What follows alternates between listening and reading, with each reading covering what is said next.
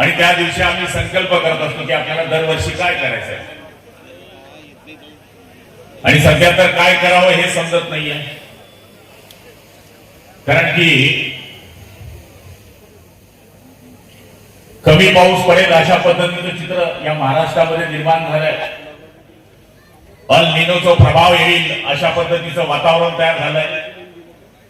त्यामुळे आम्ही यावर्षी संकल्प केला की जळगाव ग्रामीण मतदारसंघामध्ये जे 407 किलोमीटरचे नाले आहेत ते 100% CSR मधून आम्ही त्याचं काम सुरू केलेलं आहे.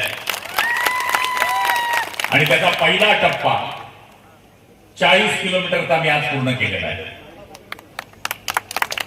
शिंदे साहेबांनी ज्यावेळेस मला विचारलं की तू हे काम कसं करतोय, म्हणलं साहेब देणाऱ्याचे हात हजार आहे तुमच्या आशीर्वादामुळे, आणि त्याच आशीर्वादाने मी हे काम करतोय. आज मला ही सभा घेत असताना खूप आनंद वाटतोय. जेव्हा आम्ही 40 लोक आणि 10 अपक्ष गुवाहाटी गेले होते, काय गाडी काय डोंगर, त्यावेळेस इथेच शिंदे साहेबांची सभा झाली होती मुख्यमंत्री झाल्यावर. आणि आज त्या गोष्टीचा आनंद आहे. जरी आज शिंदे साहेब या कार्यक्रमाला उपस्थित नसले तरी त्यांचा दुपारी मला फोन आला, आणि त्यावेळेस मी त्यांना बोललो की आदरणीय श्रीकांत भाऊ माझ्या वाढदिवसाला येत आहेत.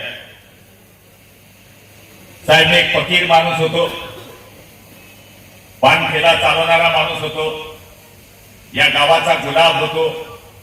या गावाच्या गुलाबराव करण्याचं काम जर कोणी केलं असेल तर हिंदुत्व सम्राट बाळासाहेब ठाकरेंनी ते केलेलं आहे.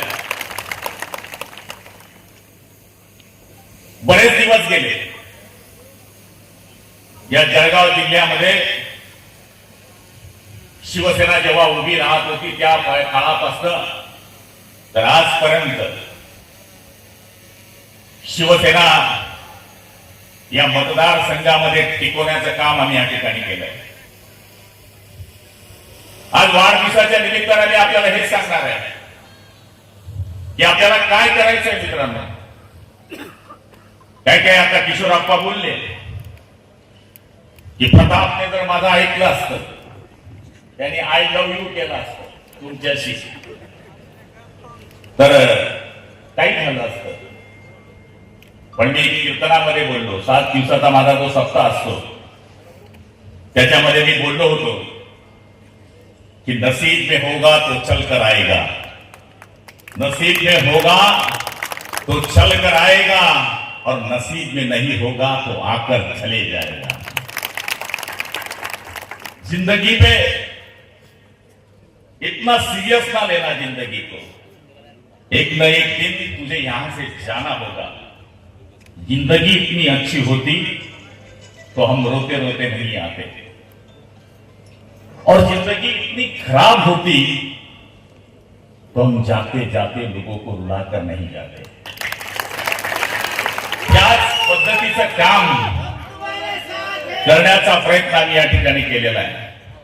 मी कीर्तनातही बोललो, तुम्हाला वाटतो मी मंत्री आहे? वाटतो? कोण वाटतो? कोणाचा भाऊ? असं वाटतो काय ते गुलाबराव पाटील मंत्री झालाय? होय, माईचा लाल नाही तो जळगाव ग्रामीण मध्ये गुलाबराव पाटलाला धक्का लावू शकतो. ही माझी ताकद आहे. मी तुमच्या भरोशावर राजकारण करतो, मुंबईच्या भरोशावर नाही करत. कारण की मुंबईला पाठवणारी जनता माझी इथं समोर बसलेली आहे. मी तुमच्या भरोशावर. शेतकरी शेतमजूर यांच्याशी माझी नाळ आहे. शिंदे साहेबांनी ज्याप्रमाणे हॉस्पिटल काढलं, मी हॉस्पिटल नाही काढू शकत. साहेबांनी एक संकल्प केलाय की माझ्या मतदारसंघामध्ये एकही माणूस हा मोतीबिंदूच्या माध्यमातून राहू नये. मी 15,300 लोकांचे मोतीबिंदूचे ऑपरेशन आजपर्यंत केले. ते मुंबईला ठेवले. एक फिक्त नेत्रालय केलंय जे गावोगाव जाते, डोळे तपासते, नजर लागली तर नजर लागल्यानंतर त्याच्या घरपरच चष्मा पोचवते. आणि जर तो ऑपरेशनचा पेशंट असला तर आम्ही आमची गाड्यामध्ये त्याला बसवतो, आम्हीच त्याला नेतो, आम्हीच त्याचं ऑपरेशन करतो आणि वापस आणतो. पुढे आम्ही ठरवलंय की स्तनाचा कॅन्सरचा जो प्रादुर्भाव वाढलाय, किशोरप्पा तुम्हाला आठवतंय की तुम्ही एडिटोरियल मांडलं, तर आम्ही एक गाडी तयार करतोय की ती गावागावामध्ये जाईल, महिलांचं चेकिंग करेल आणि जर तिथं कर्करोग त्या बाईचा निदान झाला तर त्याचं ऑपरेशन करून त्याला घरी आणण्याची जबाबदारी सुद्धा जीपीएस परिवाराने घेणार आहोत. सध्या राजकारण वाटायला चांगलंय, एवढे पत्रकार कधीच येत नाही माझ्या सभेला, पण ते आज आलेले आहेत की गुलाबराव पाटील काय बोलणार, विधान परिषदेमध्ये बंडखोरी झाली त्याच्यात काय होणार. मेरा बॉस बैठा है मुंबई में ठाणे में, वो बोलेगा वही होगा, बाकी कुछ नहीं होगा.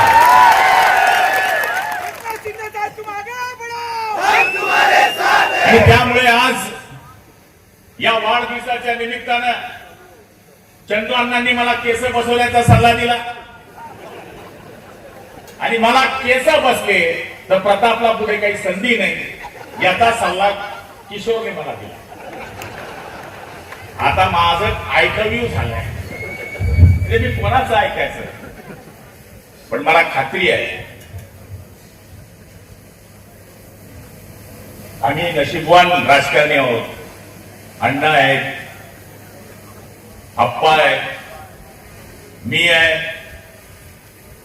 मी कसा आहे सगळ्यांना माहित आहे. माझं सांगायचं काम नाही, खुल्लम खुल्ला प्यार करेंगे हम दोनों. पण मला खात्री आहे की माझी मुलं माझ्यापेक्षा 100% ठिकाण्यावर आहे आणि आमची प्रॉपर्टी तीच आहे. पैसा पिसा हा एक का विषय नाही आहे आणि तुम्हाला सगळ्यांना माहिती आहे. कार्यकर्ता माझा जीव आहे, कार्यकर्ता माझा प्राण आहे. तुम्हालाही कल्पना आहे, कार्यकर्त्याची जर गाडी फसली तर सगळ्यात पहिले उभा राहणारा त्यांचा भाऊ त्यांच्या मागे उभा राहतो, प्रत्येक कार्यकर्त्याला माहिती आहे. त्यामुळे हा वाढदिवस साजरा करणं ही एक चार्जिंग मशीन आहे. मी इलेक्शन मध्ये जेव्हा उभा राहतो, सकाळी जर कोणी हात लावला तर रामराम, म्हणजे झोपेतच रामराम, आणि लोक नाही दिसलं तर आम्हाला वाटतं की आपली हवा गेली. या वाढदिवसाच्या निमित्तानं आमचं चार्जिंग तपासलं जातं की आपला माल ठिकाणे पे है की नहीं, एक इतर प्रॉब्लेम हो गया भाई. माझ्या मागे लोक अजून आहेत की नाही. आणि मला सांगायला आनंद वाटेल, मी कॉन्स्टंट 10 तास उभा होतो. 10 तास लोकांची जे प्रेम होतं ते मला वयोवृद्ध माणसापासून म्हाताऱ्यापर्यंत मिळालं. मी परमेश्वराला हेच मागणं सभेतही केलं होतं आणि कीर्तन सप्त्यात पण केलं होतं, देवा सगळं कर, पण मला आणि माझ्या कुटुंबाला आयुष्यात कधी गर्व येऊ देऊ नकोस.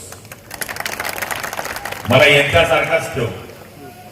लोकांनी म्हणलं पाहिजे अरे भाऊ का तो आपला सारखा जीव, त्याच्या मनात काही पाप नाही आणि हीच माझी संपत्ती आहे. संपत्ती हीच आहे आणि प्रेम पण हेच आहे. त्यामुळे मी माझ्या कोणत्याच कार्यकर्त्याच्या डोळ्यामध्ये अश्रू पाहू शकत नाही. त्याच्यावर आलेलं संकट मी कधी पाहू शकत नाही. मग वेळ पडली तर काय करावं लागेल ते सगळं तुम्हाला माहित आहे. कारण की मी शिंदे साहेबांकडनं काहीतरी शिकलोय. ते म्हणतात की पाणी वाहतं ठेवलं पाहिजे.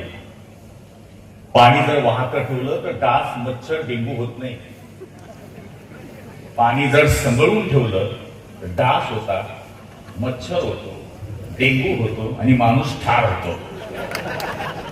त्यामुळे आज मला खात्री आहे की आपण सगळ्या जणांनी मला जे आशीर्वाद दिले त्या आशीर्वादाच्या भरोशावरच, ज्याप्रमाणे खासदार साहेबांनी सांगितलं की पुढच्या काळामध्ये आपण काम केलं पाहिजे, त्यामुळे आम्ही हेच ठरवलंय,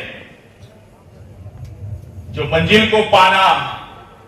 मंजिल पाने का जज्बा रखते हैं और रास्तों को कांटों की परवाह नहीं करते. त्यामुळे आम्ही जी मंजिल आम्हाला मिळवायची आहे ती 100% मिळवण्याचा प्रयत्न करू. मी नशीबवान माणूस आहे. किशोरप्पा बोलले ते खरं आहे. जळगाव जिल्ह्यामध्ये सलग 7 वर्ष पालकमंत्री राहणारा जर कोणता इतिहास केला असेल तर तो फक्त गुलाबराव पाटलाचा तुमच्या आशीर्वादामुळे झाला आहे. आणि त्यामध्ये तुमच्यासारख्या आमदारांचं मला सहकार्य आहे. 10 वर्ष कंटिन्यू मंत्री आहे, समाधान आहे आणि शिंदे साहेबांच्या सानिध्यामध्ये राहून काम करण्याचा मी प्रयत्न करतोय. वेळेचं बंधन आहे, मी तर रोज बोलतो तुमच्याशी, पण ही गर्दी ही माझ्या आयुष्यातली कमाई आहे. शिवसेना प्रमुख नेहमी म्हणायचे की तुमच्याकडे काय पाहिजे, कोणती संघटना मोठी होऊ शकते, ज्याच्याकडे सोन्यासारखी माणसं आहे. मी तोच माणूस आहे की माझ्याकडे तुमच्यासारखी सोन्यासारखी माणसं आहेत. त्यामुळे गुलाबराव पाटलांचं हे वैभव आहे. मी स्वतःला कधी आयुष्यात मोठा समजू शकत नाही, मी समजत नाही.